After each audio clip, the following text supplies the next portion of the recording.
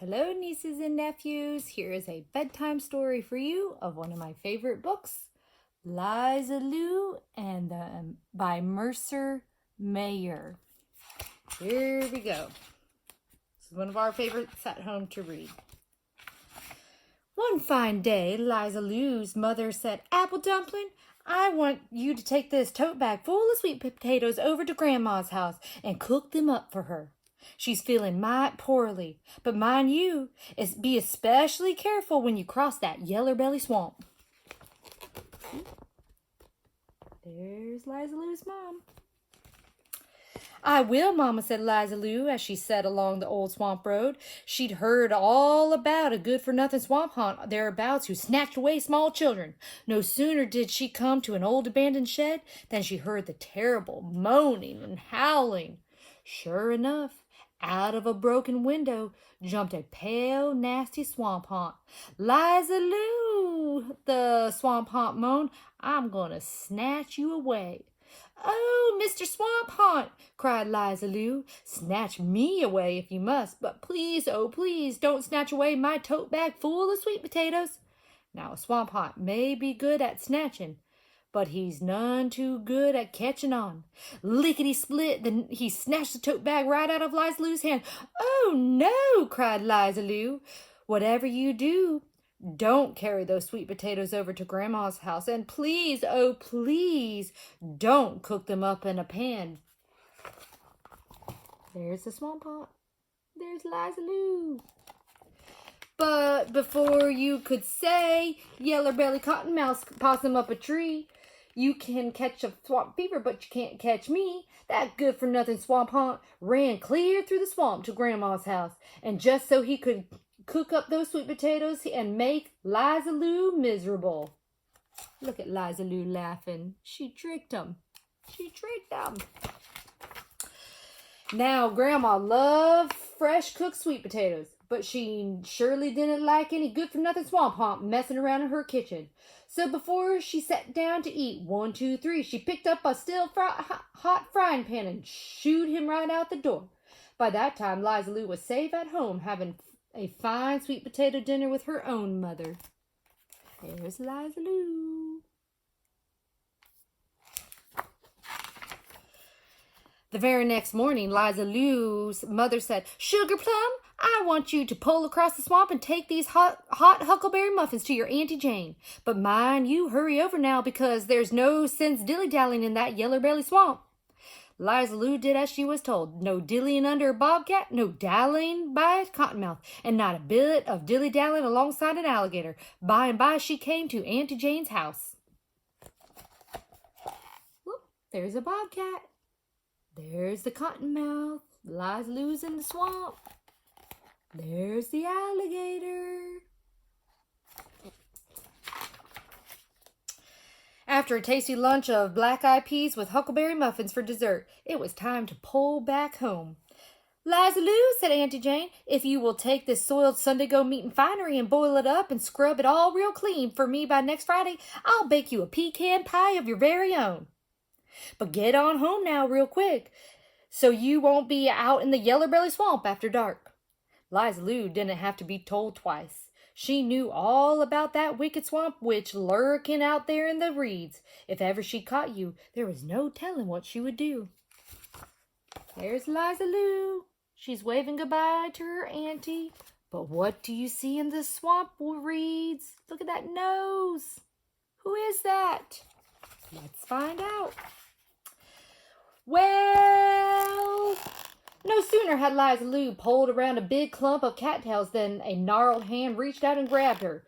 "Liza Lou," that swamp witch crackled, "I'm going to boil you in a big pot of water, and then I'm going to chew on your bones."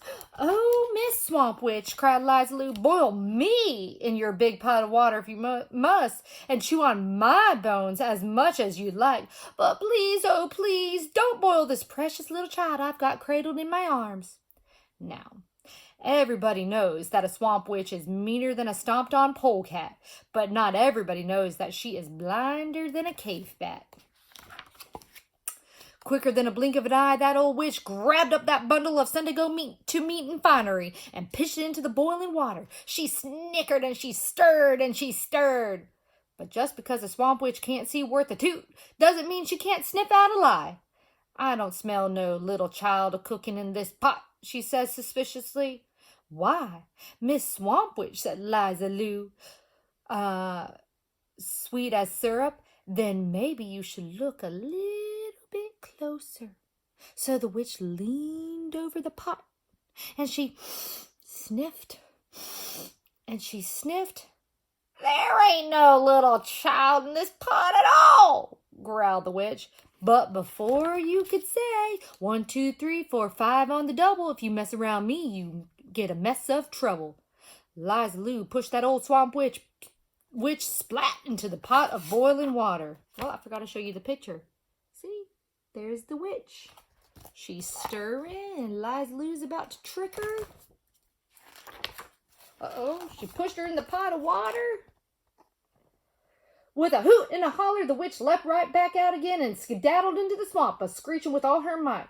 After a while, the Sunday-go-to-meat and finery was boiled all nice and clean, so Liza Lou fished it out and went on home.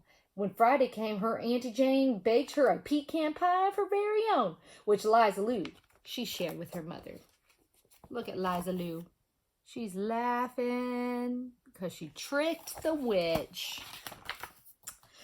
Honey child, Liza Lou's mother said one sparkly afternoon, take this wagon load of junk and pitch it in the dump. But mind you watch your P's and Q's down by the Yellow Belly Swamp Bridge.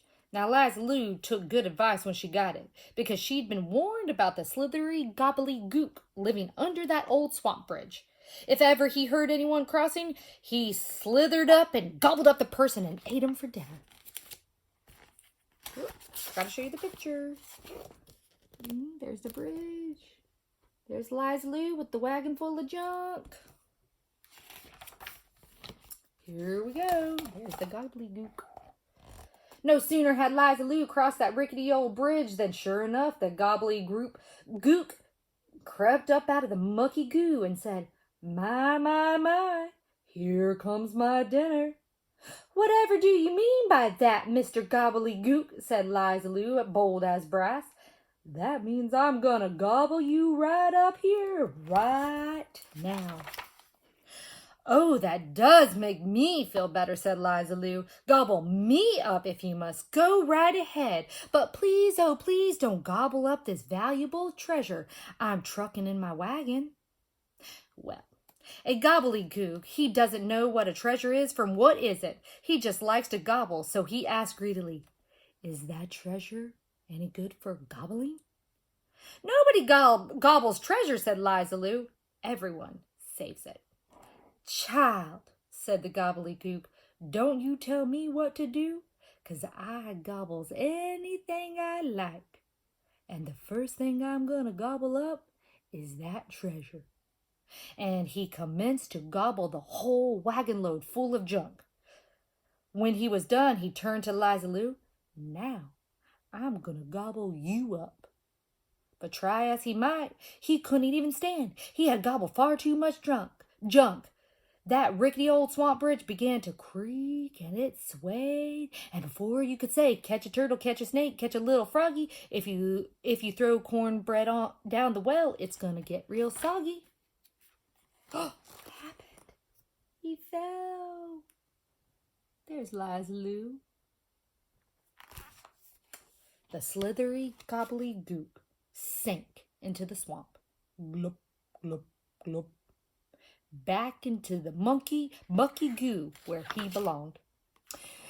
Well, thought Liza Lou as she drove her mother's empty wagon back home, that bridge was never too safe anyway. Bright and early the next day, Liza Lou's mother said, Hush, puppy, I want you to take this jug of blackstrap molasses over to the parson's wife, so she and the parson can have some with their breakfast hotcakes. But mind you be most particular when you pass the old well at the far side of the Yellow Belly Swamp. I will, Mama, said Liza Lou, because she knew all about the sly swamp devil who lived at the bottom of the well. If ever he caught anyone passing by, he jumped down inside his ear and stole his soul away. When Liza Lou got to the old well, there sat the swamp devil, just waiting for her. There he is. Liza Lou, he said, I'm gonna jump down inside your ear and I'm gonna steal your soul away. Now, a swamp devil is mighty tricky, so Liza Lou, she knew she'd better do some pretty fancy thinking. Oh, Mr. Devil, she said, I am sure glad to hear that. I thought you might steal away the soul I'm keeping safe inside this jug. Now, what would I want to do with just any old soul? That devil grinned. It's yours I want, Liza Lou. Thank goodness, sighed Liza Lou. Whew, because it's the parson's soul I've got inside my jug, and it would just be awful, awful if you stole that.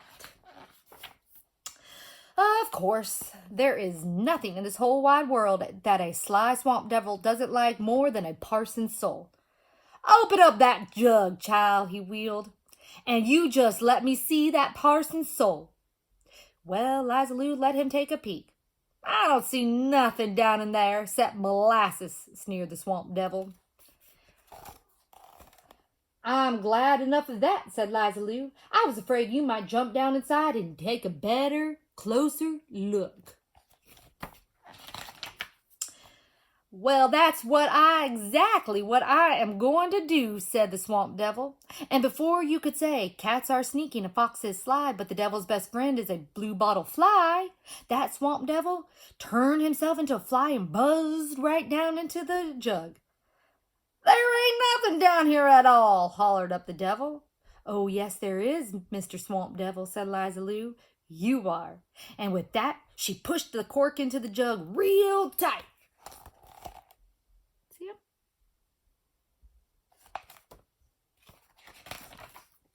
Then Liza Lou delivered the jug as her mother had told her, and the parson and his wife sat down to enjoy a nice breakfast of hotcakes with blackstrap molasses.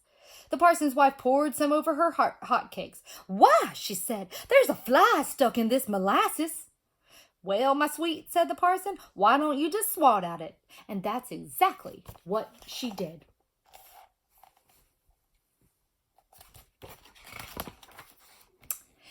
As for Liza Lou, she skipped all the way back home to her mother, and from that day to this, no one has ever seen hide nor hair of devils, gobbledygooks, witches, or haunts in the Yeller Belly Swamp, and no one misses them either.